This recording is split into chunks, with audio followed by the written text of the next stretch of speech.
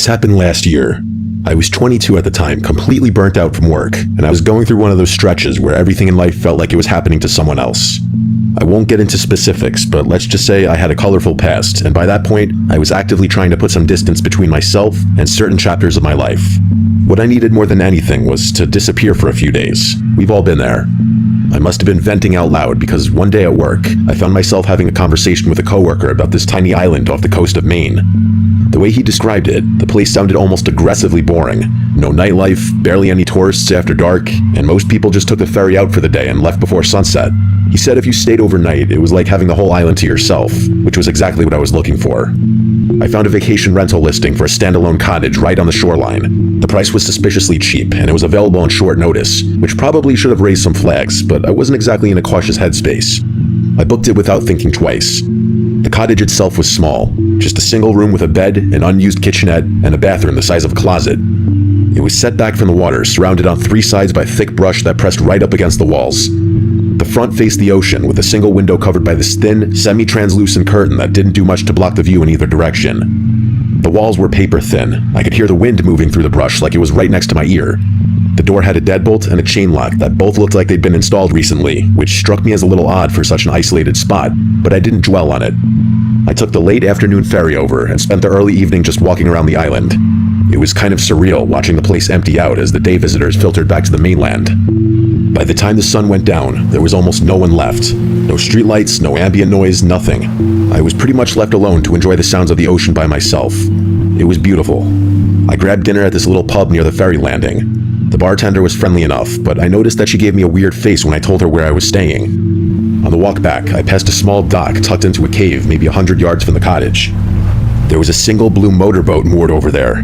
It stood out because all the other boats I'd seen on the island were larger lobster vessels. I made a mental note of it, but didn't think too much beyond that. I got back to the cottage around 10:30, locked the deadbolt in the chain, and settled in for the night. Up until that point, I was really enjoying the time away from everything. But of course, that peace didn't last. I realized my phone charger was busted, or maybe it was the outlet I was using. But the point is, my phone wouldn't charge no matter what I tried. I tried every outlet in the cottage. My phone was on low battery, and I was 100% sure it was going to die within the hour. Luckily, I didn't really need it to get back to the ferry. I had a physical ticket, but no one likes having a dead phone. I decided to just call it a night and go to sleep. I was exhausted anyway, and I did fall asleep pretty quickly actually. The exhaustion from the past few nights hit me all at once, and I was out within a few minutes of my head hitting the pillow. I woke up randomly in the middle of the night. I don't know what pulled me out of my sleep exactly, but once I was awake, I heard it. Footsteps on the gravel outside the cottage. They were close, right in front of the door, and whoever was out there was taking their time, which I could tell because there was a long pause in between each step. It definitely didn't sound like an animal scurrying around. I shifted in bed just slightly, and the footsteps stopped immediately. The silence that followed was uncomfortable in a way that I couldn't really describe. It stretched on long enough that I started to convince myself I'd imagined the whole thing, or that it really had just been an animal. I didn't want to move, so I just stared at the ceiling in that same position. I'm not sure what I was waiting for, but I was so freaked out that I couldn't even think straight, and a few minutes later, the footsteps came back. This time there was no mistaking the direction. They weren't passing by, they were approaching. I heard them come right up to the entrance of the cottage and stopped directly in front of the door. At that point, my heart was damn near pounding out of my chest. I felt like they could hear it, but there was nothing I could do besides try and be as silent as possible. As if the situation wasn't bad enough, whoever was out there turned on a flashlight and tried shining it through the front door. I couldn't move because I was petrified in fear.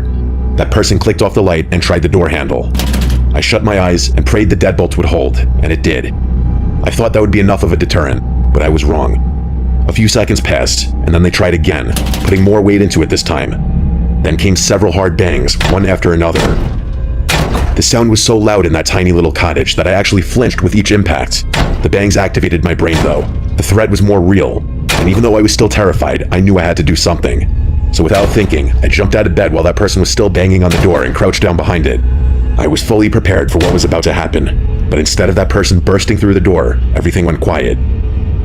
I stayed crouched down for a few seconds, trying not to breathe too loudly. And then, and I still remember this vividly, whoever was on the other side of the door spoke. "I know you're in there, Leo." I almost yelled out in shock, but I stopped myself. It was a man's voice, one I didn't recognize, but he somehow knew my name. He knew I was there. The footsteps moved away from the door and along the side of the cottage. I tracked the sound as it passed the bathroom wall and continued around. He was taunting me. He knew I was in there. My confidence was gone. Hearing my own name was enough to make me dizzy. It was the scariest moment of my entire life. Over the next stretch of time, I have no idea how long, maybe 20 minutes, maybe an hour, whoever was outside circled the cottage. I had no idea what they were doing, and a part of me was screaming for them to just break down the door and get it over with already. Eventually, the footsteps receded from the cottage. Then, from the direction of the dock, I heard an engine start. It was the unmistakable sound of a small outboard motor. I listened as it pulled away from the shore and faded into the distance across open water. I didn't sleep after that. That's not an exaggeration. I stayed awake the entire night. The second it was bright enough to see, I was out the door. The gravel around the cottage told the whole story. There were heavy boot prints circling the cottage multiple times. The prints led in a straight line from the cottage toward the dock and ended right at the waterline. The next day was honestly a blur. I returned the key to the property owner, boarded a ferry, and made it home. But I was not in a good headspace. Here's the thing that still gets me. Whoever was outside that cottage didn't come from the island. They came by boat, specifically to that cottage, and on that specific night. They knew my name and exactly where I'd be. The thing is, I have absolutely no idea how they could have tracked me down. I confronted my coworker about it a few days later, the one who told me about that island in the first place, and he swore up and down he hadn't told anyone about my trip. And honestly, I believed him. He looked genuinely freaked out when I told him what happened. I mentioned earlier that I have a colorful past. I'm not going to get into the details, but let's just say, I'm not exactly shocked that someone out there might want to find me. What I still can't wrap my head around is, how did someone track me to some random island off the coast of Maine? How did they know which rental I booked, and on which night? How long had they been watching me before any of this? I don't have any answers to any of those questions, and the worst part is, I still work the same job and live in the same place. Nothing has changed since then, but I have no reason to believe things are over.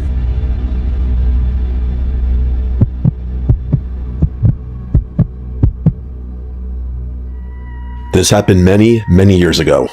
I'm a structural engineer, and at the time I was finishing up my graduate thesis on concrete degradation in marine environments. It was very boring, but it's what got me invited to Japan. This is all relevant, by the way. I was in Nagasaki for an academic conference. There was this professor I'd been corresponding with who had done extensive research on post-industrial decay. His name was Dr. Yamamoto, and he pulled some strings and arranged something I never thought I'd get access to, a research permit for Hashima Island. If you don't know Hashima, you've probably seen pictures of it without realizing. It's this tiny island off the coast of Nagasaki that looks like a battleship, completely covered in crumbling concrete apartment blocks. It used to be a coal mining operation, one of the most densely populated places on Earth at its peak. They abandoned it in the 70s when the coal ran out, and it's been rotting ever since. It's a UNESCO World Heritage Site now. Tourists can technically visit, but only on guided tours that stick to a narrow concrete path along the seawall. Civilians are expressly forbidden from entering the actual buildings due to structural integrity concerns. But I wasn't subject to the same restrictions, of course, which was thrilling and a little scary. I had to sign an exhaustive stack of papers, basically waiving my right to damages should I injure myself or something. The morning of the visit, I took an early ferry from Nagasaki. It wasn't a tourist boat, but rather a smaller vessel arranged through the research office. It was just me and my escort, a guy named Takeshi. He didn't talk much. I didn't really mind because I was so hyped about the excursion. The approach to Hashima plays tricks on your eyes. When it first appears within your line of sight, it looks deceptively small, insignificant almost. But then, as you get closer, the scale of it hits you. The seawall wrapping around the entire island, the apartment blocks stacked on top of each other. It really is something else. I had seen hundreds of photos, but none of them prepared me for actually laying my eyes on what I can only describe as a true wonder. Takeshi gave me the briefing on the dock. I had access to several buildings beyond the normal tour route. He actually had a list, but there were still rules, such as stay on designated paths, don't enter anything marked with red tape, don't remove anything, don't touch anything you don't need to, and stay within visual range of him at all times. He said that last part twice. I also had to wear a hard hat, steel-toed boots, and these bulky reinforced work pants that made it a little difficult to walk. Despite all the excess gear, the first couple hours were amazing. I was taking photos, taking notes, completely in my element. Takeshi followed at a distance, occasionally glancing at his watch. He clearly wanted this over with. We entered one of the large residential blocks around midday. The stairs were intact, but barely. You could see daylight through the gaps in the landing. Takeshi waited on the ground floor while I went up, which I thought was a little strange given his whole stay within visual range speech, but I wasn't going to argue. It was kind of irritating having him follow me around anyway. I was on the 4th floor examining a section of wall where the concrete had completely separated from the rebar underneath when I noticed something off. the dust patterns were wrong. There was dust everywhere, obviously decades of it, but there was this path through it, like someone had been walking this route regularly. Not recently maybe, but often enough that the dust hadn't fully settled back. I followed it with my eye and realized it led to a room at the end of the corridor. I should have gone back down to tell Takeshi, which would have been the smart thing, but I was curious and wanted to check things out for myself. He probably would have just ushered me back downstairs anyway, depriving me of ever getting an answer, so I carefully walked over to the room and pushed the door open. I immediately noticed two things, both of which were incredibly unsettling. Firstly, there was this weird smell emanating from the room that I didn't recognize. It didn't really smell like anything natural, but I couldn't recognize it as any kind of human smell either. I know that makes no sense, but that specific smell was genuinely something I have never encountered before. The second thing was even more confusing. The wall I touched was hot, or at least noticeably warmer than any of the other surfaces I'd felt on the island. I stood there for maybe 30 seconds trying to process it. You might be thinking the warmth was probably due to sun exposure, and yeah, that makes perfect sense. That's what I was thinking too, even though there weren't any gaps in the ceiling. And I figured the smell could have been animals, even though I wasn't aware that any animals even lived on Hashima. I went back down and mentioned it to Takeshi. His reaction was immediate and strange. He didn't ask me any clarifying questions or even seem that concerned. He just told me that what I saw was impossible, and that no humans or animals lived on the island. He didn't even ask me to take him to that room. When I insisted that he follow me so I could show him the smell for himself, he flatly refused. His reaction was really disturbing, to be quite honest. We continued the tour, and I started being much more observant every time he allowed me to enter a building. I kept noticing weird things, nothing fully revealing like clothes or anything like that, but weird markings and signs that something had been there. I say something because I didn't know whether I was seeing signs of a person or signs of an animal, which was the most confusing part. At one point, I mentioned more of these sightings to Takeshi, and this time he didn't even respond. Instead, he just pulled out his radio and spoke rapid Japanese into it. I had no idea what he was saying or who he was even talking to, but it was the first time he had used the radio since we got off the boat. When I asked him what he said, he told me he was checking the schedule. I obviously didn't believe him, but what was I supposed to do? Demand that he tell me what he said? I just ignored him, but I was significantly more unsettled after that. It was almost like he knew what was going on and just didn't want to tell me. We reached a taller residential block near the center of the island. Takeshi hesitated at the entrance. He actually stopped walking and stood there for a few seconds before following me in. I remember thinking that was weird. He'd been bored and impatient all morning, and now he was all attentive? But I didn't care. I wasn't going to let someone else's attitude stop me from exploring. The stairwell was narrow and dark, but structurally sound. We went up maybe 5 floors. Takeshi was right behind me the whole time, which felt like a change from his earlier indifference. And then, after walking into one of the corner rooms up there, I saw something that immediately validated all my previous concerns. Against one of the walls was a pile of blankets and a few empty bottles of water. There was no mistake about it this time. I was looking at definitive evidence of human habitation. I regained my composure after the initial shock and turned to show Takeshi. There was no way I was going to allow him to dismiss my claims this time, but when I stepped out of the room, he was gone. I don't know why, but seeing those items in that room didn't terrify me until I realized I was alone up there. It was like Takeshi having disappeared unlocked my brain, and only then was I able to process how scary the situation truly was. There was someone else on that island. I suddenly felt a very acute urge to strip out of my gear and scratch myself.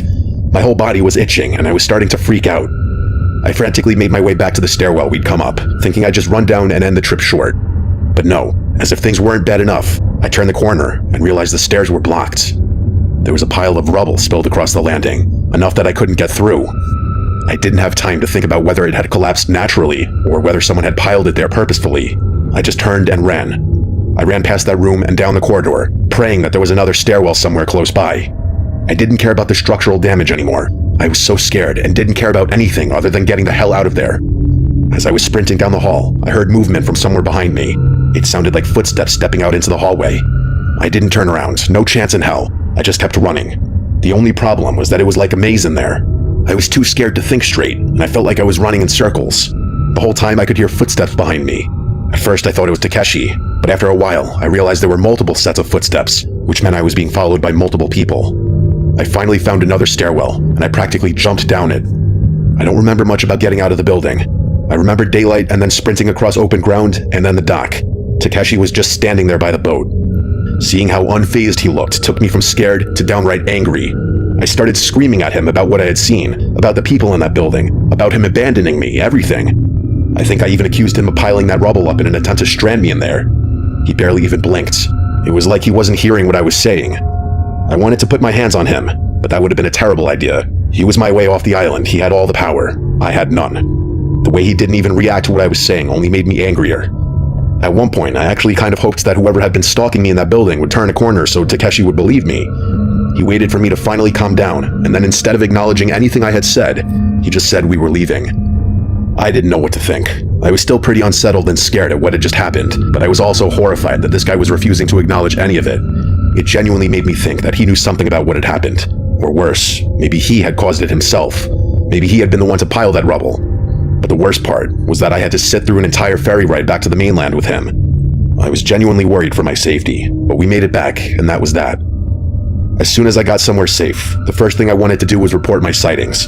That there were people on Hashima. That was extremely concerning. So I contacted the only person I could think to contact. The only person who had any connection to both me and the island. Dr. Yamamoto. But I couldn't get a hold of him. Fast forward 2 weeks. I was back in the US at that point, and I still couldn't get a hold of him. It was like he had disappeared. I tried my best to report what I had seen to the relevant authorities, but I don't think anything came of it. I don't think anyone believed me. It's been years and years and years since this all happened, but this is a story I'll tell anyone who will listen. Strangely, the thing that gets to me the most isn't what happened on the island, but what happened after. The fact that I couldn't get in contact with Dr. Yamamoto, despite him going to great lengths to arrange my visit to the island. The thing I regret the most is not taking more action to get to the bottom of what was going on there. If I had spoken Japanese, or if I didn't have to return to the US so quickly, I might have been able to do something. This is something I'm going to think about forever.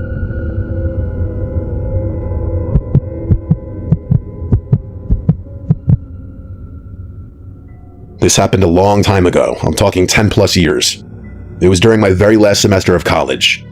I was majoring in history, and I was deep into my senior thesis, which focused on abandoned institutional spaces, places like defunct hospitals, asylums, rehab centers, especially ones that still existed in or around major cities. One of the cases I was writing about was North Brother Island. It was this overgrown island right in the East River, technically part of New York City, but it had been completely abandoned for decades. As far as I know, it's still exactly the same, but I haven't been in New York City in forever, so I really wouldn't know. Here's a very abbreviated history. It used to house a quarantine hospital, then a rehab center, and then at some point in the distant past it became off limits to the public. Unless something's changed, you still need a permit to even set foot there. In fact, it's probably even more heavily guarded considering how seriously the US takes security and whatnot these days. That's all you really need to know about it, but for any fellow history buffs out there, feel free to do your own research. You might even find my thesis. I never actually planned on going, that would have been illegal, but I mentioned it offhand one night to two of my friends, Jansen and Jesse, while we were drinking. I was probably pissed at how long it was taking, knowing how lazy and unproductive I was back then. Surprisingly, they both thought my thesis sounded really interesting, despite the fact that neither of them were history majors. So I told them some of the interesting tidbits about the various places I was researching. The moment they realized one of the places was quite literally tucked away in the very city we were sitting in, they were hooked. Jansen and Jesse, and I guess myself by extension, were really into that whole urban exploring, edgy vibe back then. Back then, it was decently popular among young guys at the time. They both thought it sounded like the perfect target for an urban exploration trip, and I'll admit, after all the research I'd done, I was curious too. Not in a ghost hunter way or anything, but more like, if I was going to describe the place in my thesis, why not actually see it with my own eyes? Fast forward a few weeks, and that's how we found ourselves sneaking through Barretto Point Park in the Bronx at 2 a.m. with 3 solo kayaks in tow. It was one of the few spots along the shoreline where you could launch without attracting too much attention, and it was only about a half-mile paddle to the island. We had a bunch of supplies, probably more than we needed, but we figured we'd play it safe. The plan was to leave around 2:30, explore the island for a few hours while it was still dark, and be back before sunrise. It felt stupid and thrilling at the same time, the best kind of fun. Getting our kayaks into the water was surprisingly seamless. I guess I hadn't anticipated how deserted the park was going to be at that time of night. But as soon as we started paddling toward the island, the reality of what we were doing began setting in. There wasn't anything stopping us anymore. All we had to do was paddle at that point, and a bit of nervousness started creeping into what had just moments earlier been pure excitement. Regardless, we made it to the island. Pulling the kayaks onto shore was a bit of a struggle because of all the overgrowth. We had to push through some tall reeds and weeds just to find a somewhat stable spot to leave them. Once we were on solid ground, the three of us just kind of stood there for a second, taking it all in. It was dark, obviously, but we had flashlights, and the moon was bright enough that you could make out the general shapes of things. The first thing I noticed was how quiet it all was. I know that sounds cliche, but you have to understand, we were technically still in New York City. The Bronx was right there, maybe half a mile away, and yet it felt like we were in the middle of nowhere. We started walking inland. It didn't take long for Jansen and Jesse to realize just how big the island actually was. I had told them beforehand that it wasn't some tiny little rock. I think I even showed them a map at some point, but they clearly hadn't internalized it. As we made our way deeper, we started passing building after building. Most of them partially collapsed or so overgrown that you could barely tell they were buildings at all. At one point, Jesse stopped and just stared at this one structure that had a tree literally splitting it in half. He said it looked like something out of a post-apocalyptic video game, like one of the ones where you're scavenging through the ruins of civilization. He wasn't wrong, that's exactly what it felt like. There was something almost alien about the way nature had reclaimed everything, like the island was actively trying to swallow any evidence that humans had ever been there. I remember thinking that if I didn't know better, I'd assume the place had been empty for centuries, not decades. We explored a few of the more intact buildings, shining our flashlights into rooms that hadn't seen visitors in God knows how long. Most of them were empty, but in one of the larger buildings, Jansen found something on the ground near a doorway, a half-empty can of spray paint. He immediately wanted to use it, and Jesse was on board. I told them no, that it felt disrespectful, not just to the buildings, but to the history of the place. People had lived there and people had died there, but they pointed out that there was already graffiti all over the walls, some of it pretty elaborate, and argued that a little more wasn't going to make a difference. I didn't have the energy to keep fighting about it, so I told them I wasn't going to stop them, but I wasn't going to stick around and watch either. In hindsight, wandering off was probably a mistake. I made my way through a few more rooms, trying to take mental notes for my thesis, but the further I got from Jansen and Jesse, the more unsettling everything became. It's hard to explain unless you've been in a situation like that. When you're with other people, even in a creepy place, there's a buffer. You can tell yourself it's fine because nothing bad would happen with witnesses around or whatever, but being alone is a completely different story. I was walking down a long hallway in one of the larger buildings. I think it might have been part of the old hospital complex, when I heard Jesse's voice call my name from somewhere ahead of me, from one of the rooms further down the hall.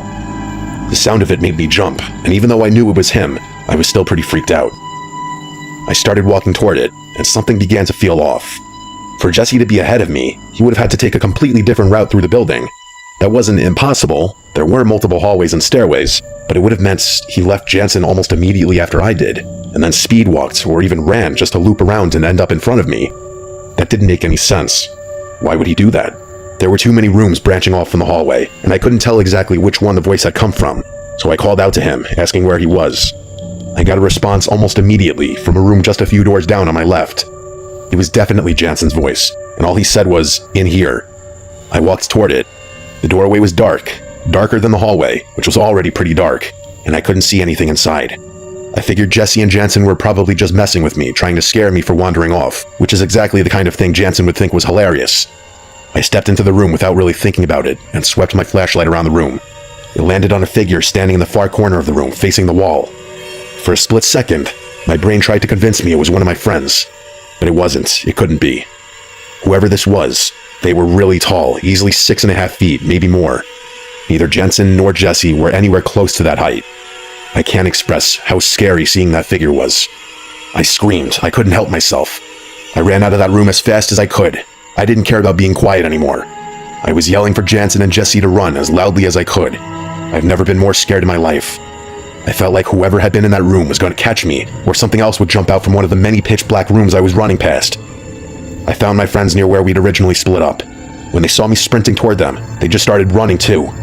We didn't stop until we reached the kayaks. Once we caught our breath, I told them everything. They didn't believe me at first, which I completely understood. If Jansen had told me the same story, I would have assumed he was messing with me. But I pleaded with them to believe me, that I wasn't making it up, and after a minute or so, they actually started to look more scared than me. We decided to just leave. Whatever we'd come to see, it wasn't worth sticking around after that. But right as we started dragging the kayaks back toward the water, all three of us heard it at the same time. It was faint but distinct, a moaning sound coming from somewhere in the darkness behind us. It sounded like a woman, an older woman, either crying or wincing in pain. It wasn't loud, but it was loud enough that we could hear it clearly if we focused. None of us said anything, but I could tell Jesse and Jansen were losing it. I was too. My hands were shaking. We finally got the kayaks into the water. The paddle back felt like it took forever, but we made it. The whole drive, none of us could stop talking about what happened. We went over every detail, trying to make sense of it, trying to come up with some rational explanation. But the thing I kept coming back to, the thing that freaked me out the most, was the voice. Because that was definitely Jesse's voice I heard in that hallway. I know Jesse's voice as well as I know my own, and whatever called out to me sounded exactly like him. Except Jesse was nowhere near that part of the building. He was with Jansen the whole time. I've thought about going back to the island over the years, but I never have. For one thing, I'm pretty sure it's basically impossible now. From what I've read, they've really cracked down on unauthorized access. Even if I wanted to, I don't think I could get within 100 yards of that place without getting intercepted by someone. I really don't believe in the paranormal, I never have, but I have a hard time explaining what happened that night any other way. Someone was on that island with us, someone who knew my name, someone who could make their voice sound exactly like Jesse's. I don't think I'll ever get an answer to what happened that night.